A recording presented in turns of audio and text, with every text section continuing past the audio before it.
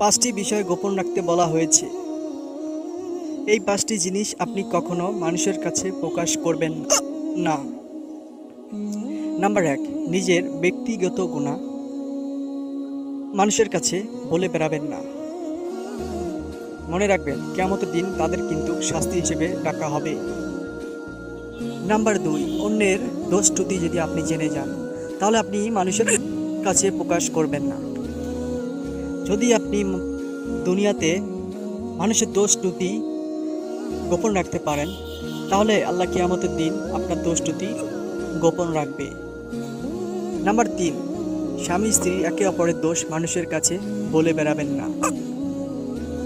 Number 4, খারাপ স্বপ্ন কখনো কাউকে বলে বেড়াবেন না।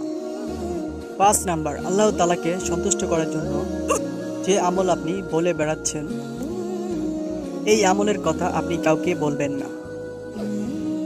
আল্লাহ তাআলা আমাদের সঠিক বুঝ দান করুক, আমিন। আশা করি আমাদের আলোর পথ চ্যানেলটি সাবস্ক্রাইব করবেন, আমাদের সঙ্গেই থাকবেন এবং ইসলামিক চ্যানেল সাবস্ক্রাইব করবেন এবং সাথে সাথে বেল বাটন অন করে দেবেন, যাতে নতুন ভিডিও আপলোড দেওয়ার সাথে পেয়ে যাবেন। এবং আমাদের চ্যানেলটির প্রত্যেকটি ভিডিও আপনি শেয়ার করে দিবেন, যাতে একটি লাইক একটি শেয়ার করবেন এবং কমেন্টে জানাবেন কেমন লাগলো ভিডিও। ওকে, আল্লাহ হাফেজ।